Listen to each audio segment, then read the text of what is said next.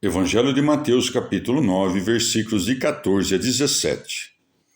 Então foram ter com ele os discípulos de João e lhe disseram: Qual é a razão por que nós, os fariseus, jejuamos e os teus discípulos não jejuam?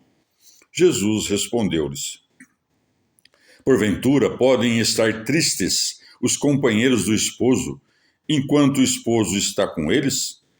Mas virão dias em que lhes será tirado o esposo, e então eles jejuarão. Ninguém deita um remendo de pano em vestido velho, porque esse remendo levaria consigo uma parte do vestido, e ficaria pior o rasgão. Nem se deita vinho novo em odres velhos. Do outro modo, rebentam os odres, derrama-se o vinho e perdem-se os odres. Mas deita-se vinho novo em odres novos, e assim ambas as coisas se conservam. Palavra da salvação.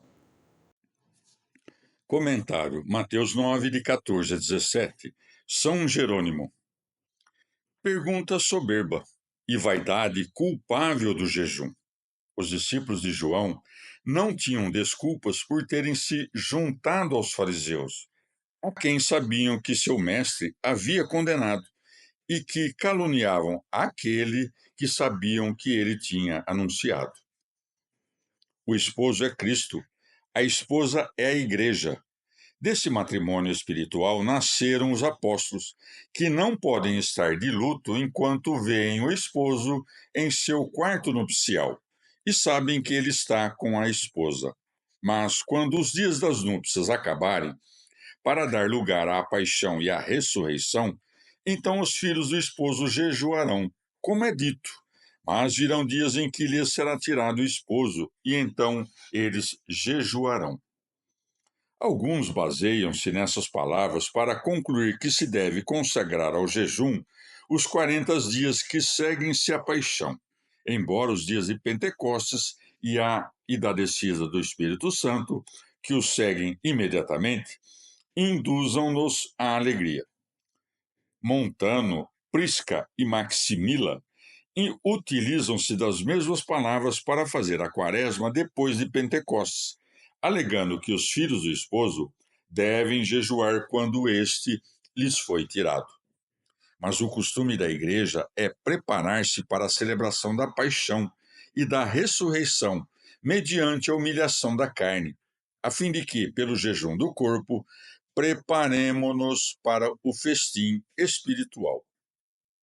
Ou de outro modo, devemos também entender por vestido velho e por odres velhos os escribas e os fariseus. Esse pedaço de pano novo e o vinho novo são os preceitos do Evangelho, que os judeus não podem suportar, pois poderia causar uma maior rasgadura.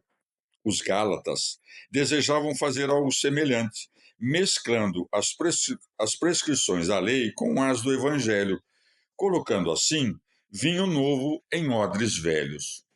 A palavra do Evangelho penetrou no coração dos apóstolos antes de penetrar nos dos escribas e fariseus, que, corrompidos pelas tradições de seus antepassados, não podiam conservar os preceitos sinceros do Evangelho.